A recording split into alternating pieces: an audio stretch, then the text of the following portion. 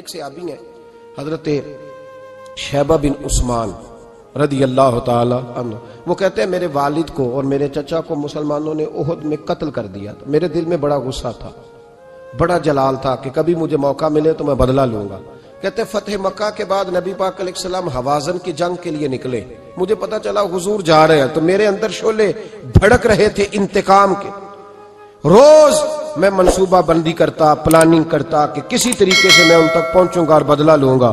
کہتے ہیں نبی کریم علیہ السلام نہ حوازن کے لیے پہنچ چکے تھے. فرماتے ہیں میں بھی جنگ میں جا کے شریک ہو گیا اور میں نے طریقہ اس طرح کا اختیار کیا کہ کسی طریقے میں حضور تک پہنچ جاؤں. سمجھ آ رہی ہے میری بات کی؟ نبی کریم علیہ السلام تک کسی طریقے پہنچ جاؤں. فرماتے ہیں لڑتے لڑتے، لڑائی کے دو طریقے ہوتے تھے.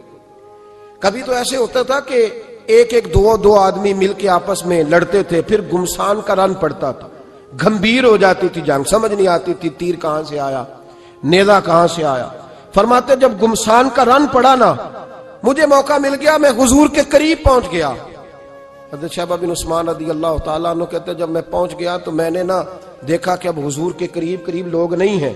فرماتے میں نے نا فوراً تلوار اٹھائی، تلوار اٹھا کے میں حضور کو معاذ اللہ شہید کرنے ہی لگا تھا کہ ایک نور چمکا حضور کے ساتھ. پڑھیے درود صلی اللہ علیہ وسلم. کہتے ایک نور چمکا، اتنی تیزی تھی اس نور میں کہ میری آنکھیں بند ہو گئی، میرے ہاتھ سے تلوار گر گئی، آنکھیں چندھا گئی میری.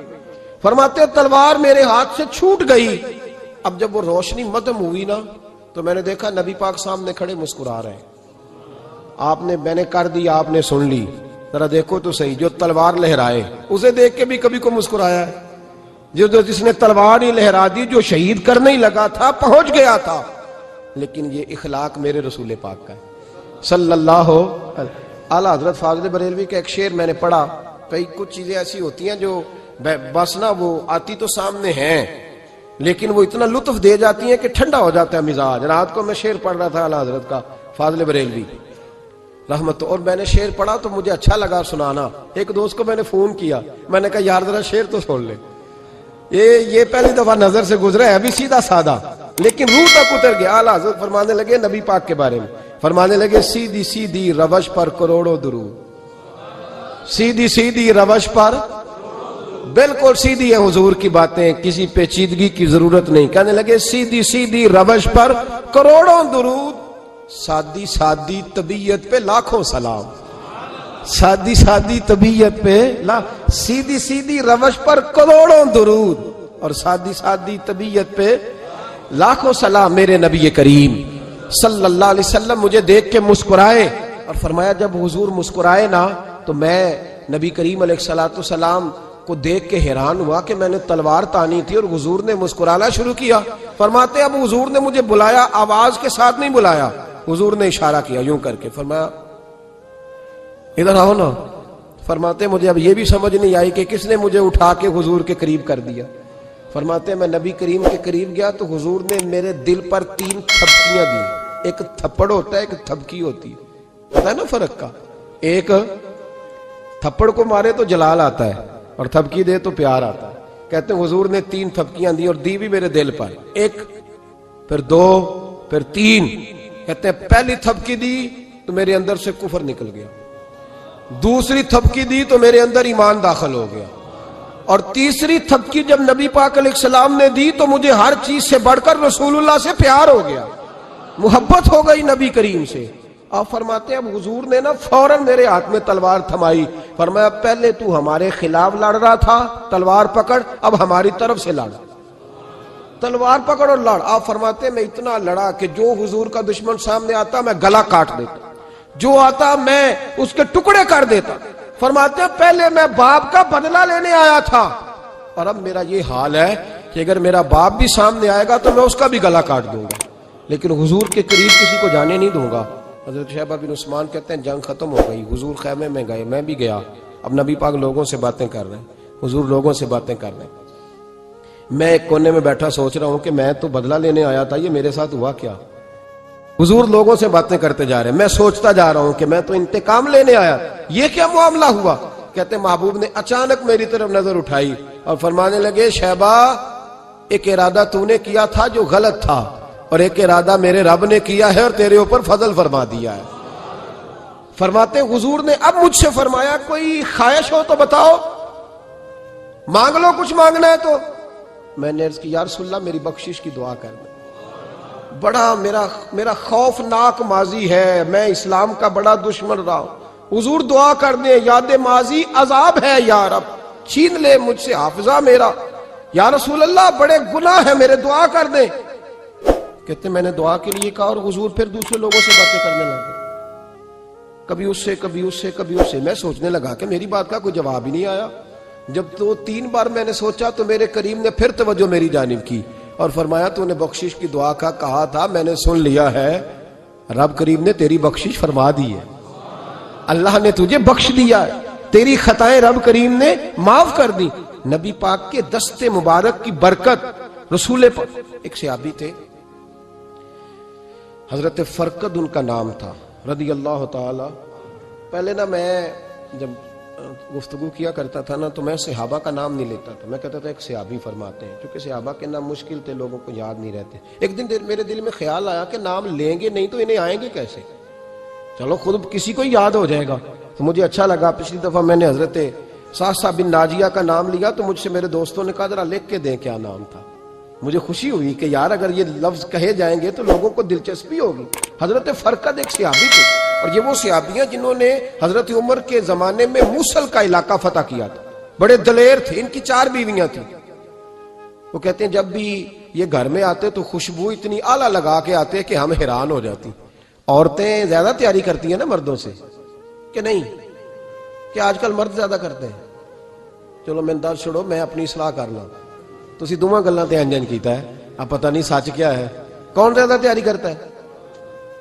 چلو بیٹھے جو مرد نے، ویسے میرے پاس جو اخباری تراشے ہیں ان میں یہ لکھا ہے کہ آج کل مردوں کے میک اپ پہ زیادہ خرچ آنے لگا ہے، یہ تحقیقی رپورٹ ہے۔ اور پاکستان میں سب سے زیادہ جو اخراجات ہیں وہ میک اپ کے سامان کے ہیں۔ پہلے لڑکیاں بیوٹی پارلر جاتی تھی، اب لڑکے بھی جاتے ہیں۔ پہلے صرف دلہن جاتی تھی، اب سارا خاندان جاتا ہے۔ اللہ تعالیٰ معاف کرے۔ اس کے باوجود بڑی غربت ہے ملک میں، پریشانی بھی بڑی ہے، اس کے علاوہ ہمیں غریبوں کا درد ہے، اس کے باوجود ہم لوگوں کی مدد کرنا چاہتے ہیں۔ پتہ نہیں کیا ترجمہ کیا ہم نے غریب پروری کا، کیا معنی بنایا، اللہ ہی بہتر جانتا ہے، کہ وہ چیزیں جن کی بالکل حاجت نہیں، بالکل ضرورت نہیں، ان پر لاکھوں لٹا کے کہتے ہیں وہ دیکھو بیچارے کو روٹی نہیں مل رہی۔ تو بھائی آپ مہربانی کرتے خالی کنگھی کر لیتے، باقی پیسے غریب کو دے دیتے۔ لیکن چلے معیار ہے نا ہمارا اپنا معیار ہے، اس پر میں جاتا نہیں، بات نہیں کرتا۔ نبی کریم علیہ الصلوۃ والسلام کے صحابی، ان کی ازواج کہتی ہیں کہ اب عورتیں زیادہ تیاری کیا کرتی تھیں، لیکن وہ جب گھر آتے نا تو اتنی خوشبو لگاتے، کہتی ہم چاروں مل کے کوشش کرنے لگی، ڈھونڈنے لگی کہ وہ خوشبو کا پتہ کریں جو یہ لگاتا ہے۔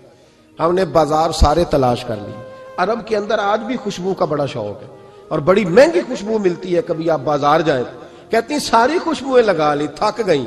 ایک دن چاروں سوتنے مل کے بیٹھی، کہنے لگی ہم نہیں اس کا مقابلہ کر سکتے، آج پوچھ ہی لے کہاں سے خوشبو لگاتا ہے، پوچھ ہی لیتے ہیں، چلو بات ہی ختم ہو جائے، پوچھ لے۔ یہ ہم جتنی مرضی آلہ لگائیں، جب یہ آ جاتا ہے نا، کچھ لوگ میرے محفل ہوتے ہیں، جہاں آ جاتے ہیں وہاں چھا جاتے ہیں، تو یہ جب آتے ہیں تو چھا ہی جاتے ہیں۔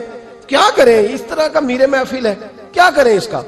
فرمانے لگی، ایک دن چاروں سوتنوں نے مل کے ان کو بٹھا لیا، کہنے لگی بتاؤ تو صحیح خوشبو کون سی لگاتے ہو؟ کہنے لگے کوئی بھی نہیں، کبھی لگائی نہیں، آج تک نہیں لگائی۔ تو کہتی ہیں بیویاں کہنے لگی صحابہ تو غلط بیانی نہیں کرتے، پر آپ کیا بات کر رہے ہیں، یہ کیسے ہو سکتا ہے کہ آپ آتے ہیں تو ہم حیران ہو جاتی ہیں۔ فرمانے لگے جس دن کی تم لگی ہوئی ہو نا میری خوشبو کا مقابلہ کر دے، مجھے پہلے دن کا ہی پتا ہے۔ تو میں نے کہا چلو زور لگا ہی لیں، دیکھ ہی لیتے ہیں کہاں تک بات جاتی ہے تمہارے پاس جتنا زور لگا لو۔ بہرحال میں اللہ کی قسم اٹھا کے کہتا ہوں کبھی نہیں لگائی۔ تو بیویاں کہنے لگی پھر بتا تو صحیح، تو ایک دلیر آدمی ہے، اور جو دلیر لوگ ہوتے ہیں وہ خوشبوؤں کے اور کپڑوں کے اور ان چیزوں میں زیادہ وقت نہیں لگاتے، ان کے تو مشن اور طرح کے ہوتے ہیں۔ آپ تو مجاہد قسم کے آدمی ہیں، پر ہر وقت خوشبو آتی ہے۔ تو حضرت فرقد رو پڑے، کہنے لگے بیمار ہو گیا تھا، لاچار ہو گیا، حکیموں طبیبوں نے انکار کر دیا، وجود پر میرے آبلے نکل آئے، پھنسیاں بن گئی، ان میں پیپ بھر گئی، بیٹھ نہیں سکتا تھا، اٹھ نہیں سکتا تھا۔ جب تھک گیا نا تو دروازہ رسول پہ چلا گیا۔ جب تھک گیا طبیبوں کا تھکایا ستایا حضور کی بارگاہ میں، کہا محبوبہ دیکھے تو صحیح میرا کیا حال ہے۔ حضور ذرا دیکھے، چل نہیں سکتا، سو نہیں سکتا، بیٹھ نہیں سکتا، تیرے علاوہ غم کسے بتاؤں؟ کہتے ہیں حضور نے فرمایا 70 ڈھانپ لے، باقی سارے کپڑے اتار دے۔ 70 ڈھانپ لے، کہتے ہیں ٹخنوں سے لے کر ناف تک میں نے 70 ڈھانپ لی، باقی سارے کپڑے اتارے۔ حضور کیا کریں گے؟ فرماتے ہیں نبی پاک نے دست مبارک اٹھایا، برف سے ٹھنڈا، کستوری سے زیادہ مہکنے والا، فرماتے ہیں پورے وجود پر میرے حضور نے دست مبارک ایک دفعہ لگا دیا، اب جدھر جدھر سے گزرتا ہوں ساری دنیا خوشبو سے بھر جاتی ہے۔ یہ نبی پاک کا دیا ہوا نور ہے، یہ حضور کی عطا کردہ شفا ہے، یہ رسول پاک کے حسن کی خیرات ہے۔ ایک شاعر نے ایک فقرہ کا کمال کر دی، کہنے لگا ظلمت کو ان کے نور نے کافور کر دیا، جس پر پڑی نظر اسے بھی نور کر دیا۔ رسول پاک علیہ السلام کے دست خیر میں وہ برکات تھی۔ حضور حسن کی 2 قسمیں ہوتی ہیں، ایک حسن ہوتا ہے ملمہ سازی والا، بیوٹی پارلر والا، ایک حسن ہوتا ہے باطن کا۔ بچے پتہ کیوں خوبصورت ہوتے ہیں؟ اس پر علماء مناطقہ نے بحث کی ہے، محدثین نے لکھا ہے۔ بچہ گدھے کا بھی ہو تو پیارا لگتا ہے، چھوٹا بچہ اگر اس کا رنگ بہت گورا نہ بھی ہونا، صرف چھوٹا ہو، وہ پیارا لگتا ہے، اس میں ایک جاذبیت ہوتی ہے۔ اس پر ہمارے مفسرین نے، محدثین نے، علماء مناطقہ نے ایک بحث کی ہے۔ وہ کہتے ہیں اصل بات یہ ہے کہ بچے جھوٹ نہیں بولتے، بددیانتی نہیں کرتے، دھوکہ نہیں کرتے۔ یہ جو اندر کی عیاریاں ہوتی ہیں نا، چہرہ بھی خطرناک کر دیتی ہیں، اور جب اندر حسن ہوتا ہے تو باہر بھی حسن ہی ہوتا ہے۔ بچے میں کوئی مکاری عیاری نہیں ہوتی، فساد نہیں ہوتا، نیت میں فطور نہیں ہوتا، کسی کو لوٹنے کا ارادہ نہیں، کسی کو شیشے میں اتارنے کا پروگرام نہیں بتاتا۔ بچہ چرب زبان نہیں ہوتا، اس کو طریقہ نہیں ہوتا، وہ لوگوں کو قائل کرنے کے ہر وقت دوڑتا نہیں، الٹی سیدھی گیمیں نہیں چلاتا، کیونکہ اندر حسن ہوتا ہے تو وہ حسن اس کے چہرے پر معصومیت بن کے آتا ہے۔ سمجھ آ رہی ہے میری بات کی؟ اس کی دلیل میرے رسول پاک علیہ السلام نے بخاری میں فرمایا اللہ کا ولی وہ ہے جس کا چہرہ دیکھو تو اللہ یاد آ جائے۔ اب یہاں یہ نہیں فرمایا گورا چٹا ہو، خوبصورت ہو، بس اس کے چہرے میں معصومیت ہوتی ہے، وہ سچا ہوتا ہے، وہ کھرا ہوتا ہے، اس کا حسن چہرے پہ آتا ہے۔